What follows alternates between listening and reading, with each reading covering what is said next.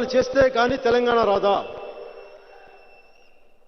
అలాగే మీ క్యాపిటల్ వద్ద అవసరం లేదని చెప్పి మమ్మల్ని గెంటేస్తారా సీమాంధ్ర ప్రాంత ప్రజల్ని? ఇదా వీళ్ళు చేసేది అని అనిపించింది. అంటే మీరు కాంగ్రెస్ హైకమాండ్ నాయకులు, including Mrs Sonia Gandhi, I'm not going to spare anyone today. When I decide, I'll say, no matter who they are, what they are, I don't give a damn.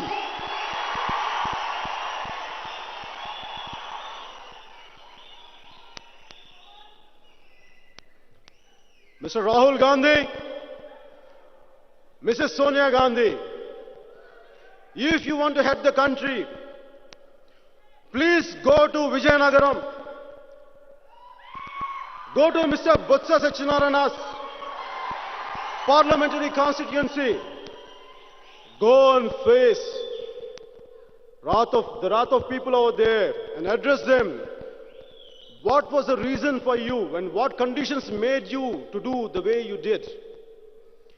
Why you had to do it in 23 minutes when you had the time of 5 years? You have to explain to Seemandhra people.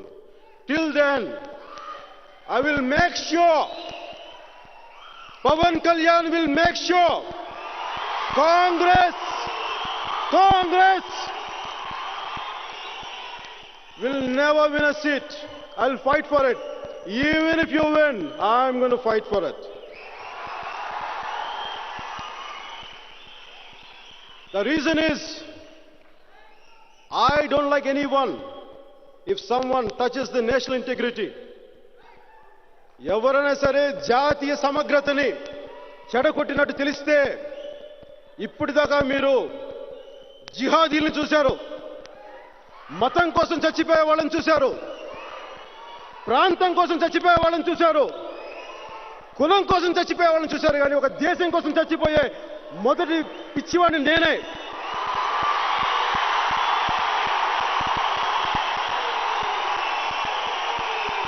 సమాజం కోసం, దేశం కోసం నా ప్రాణాలను అర్పించడానికి ఇక్కడికి వచ్చాను. మీరు ఎవరైనా సరే, ఎంత స్థాయి నాయకులైనా సరే, మీరు జాతీయ సమగ్రతకి భంగం కలిగించే పిచ్చి పిచ్చి వేషాలు వేస్తే మీ అందరూ నేను ఎండగొడతాను. మీ అందరూ నాకు వత్తాసు ఉన్నారనే నేను అనుకుంటున్నాను. ఉన్నారా? Are you there? Good. Good.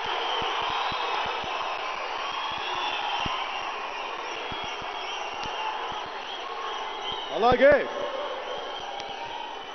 ఇంకొక విషయం చెప్పాలి.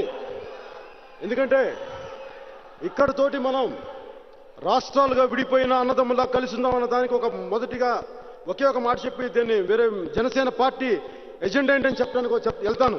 దానికి ముందు ఈ మధ్యన నాకు పాత బస్తీ నుంచి నా మిత్రులు కొంతమంది వచ్చారు, ముస్లింలు. నేను అసహ్యంగా తయారైన పాత బస్తీ నుంచి ముస్లింలు, తెలంగాణ నుంచి నా ఫ్రెండ్స్, వాళ్ళు మన సీమాంధ్ర నుంచి ఇలా చెప్పాల్సి వస్తుంది. అంత అసహ్యంగా తయారైపోయింది మన దేశం. కాకపోతే పాత బస్తీ నుంచి నా మిత్రులు కొంతమంది వచ్చారు. అక్కడ ప్రజారాజ్యంలో నాంపల్లి నియోజకవర్గంలో ఫస్ట్ క్లాన్స్లో పనిచేసిన కొంతమంది చదువుకున్న వ్యక్తులు నా దగ్గరికి వచ్చారు. వాళ్ళు వచ్చి నన్ను అడిగింది ఏంటంటే, ఏదో డిస్కషన్ పెడతా ఉన్నారు. వాళ్ళకి ఏంటంటే నాకేదో పంచుకోవాలని అప్పుడప్పుడు చాలామంది వస్తుంటారు. వాళ్ళు వచ్చి నన్ను అడిగింది ఒకటే, మా ఎంఐఎం ఎంపీ శ్రీ అసదుద్దీన్ ఓవైసీ గారు, అలాగే మా ఎంఐఎం ఎమ్మెల్యే శ్రీ అక్బరుద్దీన్ ఓవైసీ గారు దేశానికి ఎదురుగా నిలబడి దేశ సమగ్రతకు భంగం కలిగించేలాగా మాట్లాడారు, హిందువులను తిట్టారు, హిందువులను చంపేయను అంటే మీరు కేసులు పెట్టారు, మా ఎంఐఎం నాయకుల్ని మీరు జైల్లో పెట్టించారు, నన్ను తిడుతున్నారు. ఆయన చూడండి, నన్ను అందరూ తెలంగాణ నాయకులు ఇచ్చినంత తిడుతారు, ముస్లిం నాయకులు ఇచ్చినంత తిడుతున్నారు. నేను చెప్పాను నాకు సంబంధం లేదంటే వాళ్ళు భావవేశం చెప్తున్నారు. అది కాదు సార్, మీరు వినండి అని. ఏంటనంటే, మరి అదే మీ హిందువైన కల్వకుంట్ల చంద్రశేఖరరావు గారు తిడితే ఆయన మీద మీరు ఎందుకు కేసు పెట్టరు? మరి మా హిందువుల మీద హిందువుల మీద ముస్లింలేమో హిందువులు తిడితే కేసులు పెడతారు, మీ హిందువుల మీద తిట్టుకుంటే అది జాతీయ సమగ్రతకు భంగం కాదా అని అడిగారు. నాకు ఈ లాజిక్ తలదిరిగింది. అంటే మనం ఎందుకు ఇలా ఆలోచించలేకపోయామంటే వాడు చెప్పాడు, నువ్వు హిందువు కదా, నువ్వు ఆలోచించు, నీకు ఆలోచన రాదని నేను ఆయన క్షమాపణ చెప్పాను, సారీ చెప్పాను. అలాగే మన ఇంకొక ఆయన ఉన్నారు. ఇప్పుడు వాళ్ళు ఏం చేస్తున్నారంటే నన్ను అడుగుతున్నారు, ఒకటే చట్టం ఎంఐఎం నాయకులకి ఎందుకంత బలంగా పనిచేసింది, ఇంకొక నాయకులు జాతీయ సమగ్రతకు భంగం కలిగించేలాగా ఇంకొక ప్రాంత ప్రజల్ని అదే పనిగా తిడతా ఉంటే ఆయనకి ఎందుకు పని చేయలేదు నన్ను అడిగితే నా దగ్గర సమాధానం లేదు. అది న్యాయ వ్యవస్థ చెప్పాలి, రాష్ట్ర హైకోర్టు చెప్పాలి, సుప్రీంకోర్టు చెప్పాలి, పార్లమెంట్ చెప్పాలి, ఇక్కడ ఉన్న అసెంబ్లీలు చెప్పాలి. నాకు తెలియదు, నా సమాధానం నా దగ్గర లేదు. అలాగే ఇప్పుడు విడిపోయింది రాష్ట్రం, అన్నదమ్ముల్లా కలిసి ఉందాం అని నిజానికి దానికే కానీ అందరూ కట్టుబాటు ఉంటే రాజకీయ నాయకులందరికీ నేను ఇదే చెప్తున్నాను. నన్నయ్య ఎక్కువ, సోమనాథుడు ఎక్కువ అనే మాటలు మానుకోండి. దయచేసి అందరూ ఎవరి ప్రాంతాల అభివృద్ధిని దయచేసి మీరు చూడండి.